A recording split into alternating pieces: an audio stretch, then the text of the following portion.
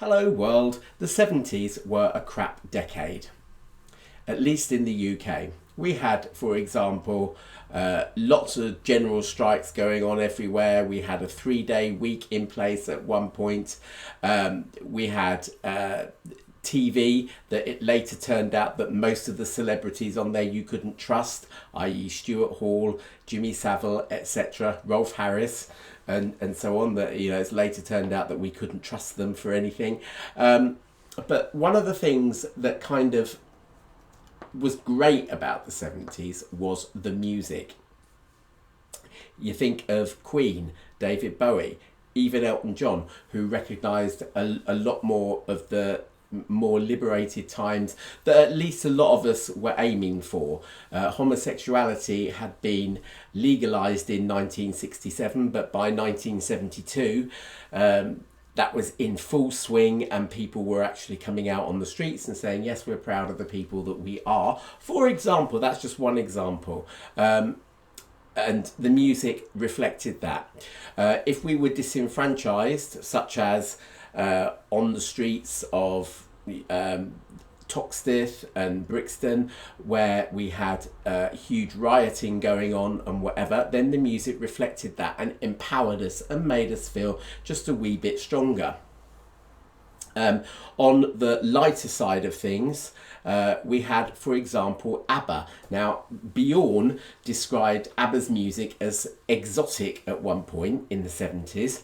The only reason why it was exotic, at least to us Brits, was because all the videos they made were, you know, think of Money, Money, Money, with them driving down the road in open-top sports cars, and Summer Night City, where they're parading round the streets, having a great nightlife and whatever. And it just wasn't like that. Certainly not in the UK. Life in the UK at that time was just drab. I watched a documentary about the comedy show Not the 9 O'Clock News the other day. And one of the things that one of the producers said was, look at the streets in that particular sketch. It was the one with Rowan Atkinson walking down the street, not really looking at where he's going because he's aware that there's a camera on him and whatever. And then he suddenly bumps into a lamppost. And behind, you can see those streets, they were just drab. And, you know, they really were drab. It was, you know, just a really kind of terrible place to be. So you have people like ABBA that were brightening us up, making us feel great. You have people like Queen and David Bowie that were also, you know, we are the champions, my friends, and don't stop me now. Just, you know, really kind of empowering us. Onto that scene, we had a huge nostalgic scene. Now, I grew up in a small coastal town on the east of England. And in that small coastal town, okay, it was Clacton-on-Sea in Essex. And that was where, for example, you had huge, even in the 1970s, a huge mod and rocker scene. Every single bank holiday, you would get the mods, the rockers, the skinheads, all of these throwbacks to the 60s and 50s, sort of meeting up. And very often there would be trouble, you know, they'd come down on their motorbikes and whatever, and there would be trouble every single bank holiday, for example. And, you know, just walking around the streets at any other time kind of thing, it was, what are you? You're a mod, rocker, skinhead, whatever. Well, I tried not to get involved in that, except perhaps, you know, in the early 80s when I decided that I wanted to wear studded belts and become a futurist because I liked Gary Newman and Duran Duran. So I said I was a futurist, which was another kind of thing. It was a minority kind of thing to identify as it were. We don't have it nowadays as much, at least, you know, nowhere near as much as we had in the 70s. But as a youth growing up in the 1970s, you had to kind of identify as something, okay? And, you know, in the mainstream, on the lighter side of the nostalgic thing, we have bands like Showaddywaddy, who decided that they were going to sort of, you know, reinvent the 1950s for the 1970s. And we also had a band called Darts, who also decided that they were going to identify as 1950s and perhaps 1960s as well.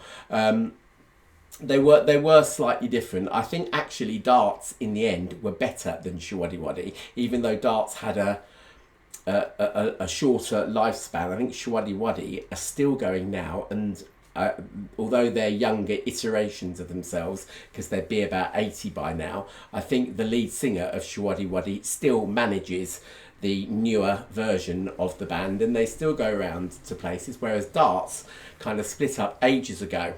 But every so often they have a reunion, and I absolutely, a few months ago, I got this real hankering for, you know, to listen to some old Darts records.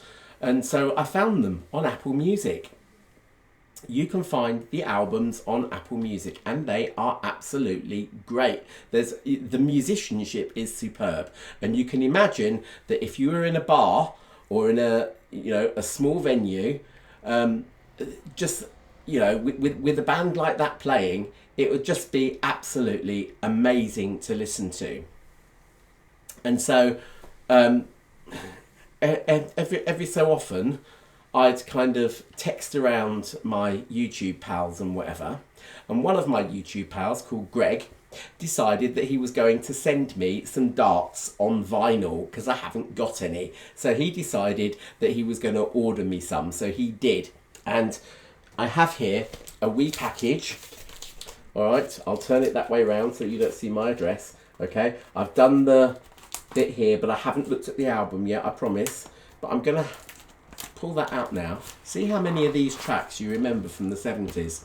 And if you don't remember any from the 70s because you're too young, then don't worry about it.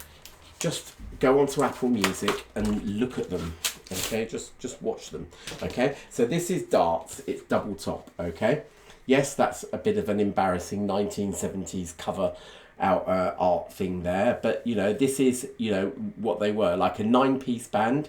Yep, there's 9 of them, and you know, in their 50s gear, whatever, they were fantastic. They were just really brilliant musicians. Okay, so let's just see what we've got on this. This is double top. Okay, now double top on Apple Music is actually a lot longer than this. This is a single album. It's got 16 tracks on it. There's about 40 on the Apple Music version of that, and probably the same on Spotify. Other music streaming services are available. Even Amazon are doing it now. So, yeah, so what have we got here? See how many of these you remember. All right, Daddy Cool stroke The Girl Can't Help It.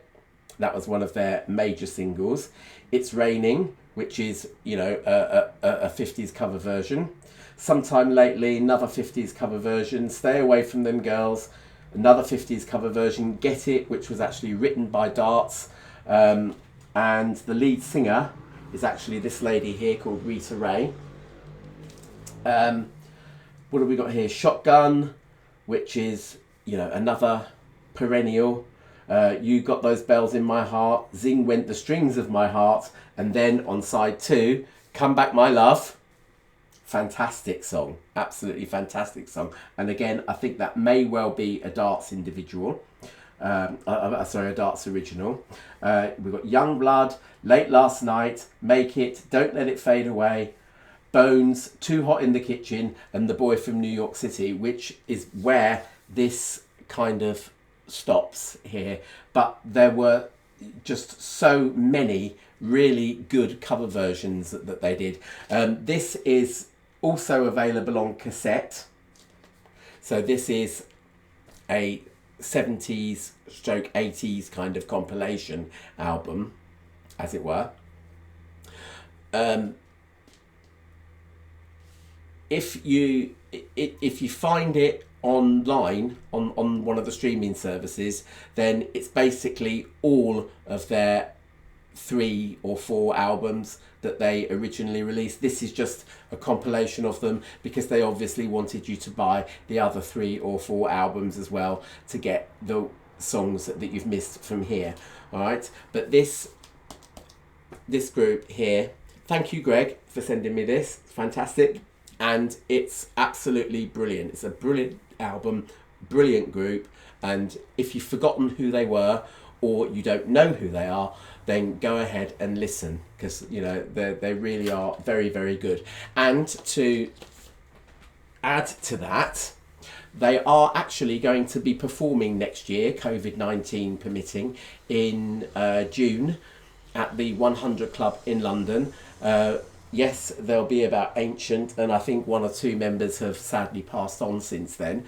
But even so, you know, they will be amazing. And, you know, I'm going to see them at the 100 Club. And yeah, I hope that you do too. And if not, just go and listen to Darts, okay? And remember that the 70s, although they were grim, there was kind of light at the end of the tunnel, and it was the music we listened to, whether that music kind of empowered us, such as, you know, you had the two-tone stuff like the Specials and whatever. I think Funboy 3 were like the early 80s, but the Specials were kind of before then, and you know, they were commenting on the rioting and, you know, all the kind of rubbish that was going on. You had you know, all the fantastic other stuff in the 1970s. Go back, go and find some 1970s compilations, and, you know, just have a real, you know, look at them. Oh, and not to forget,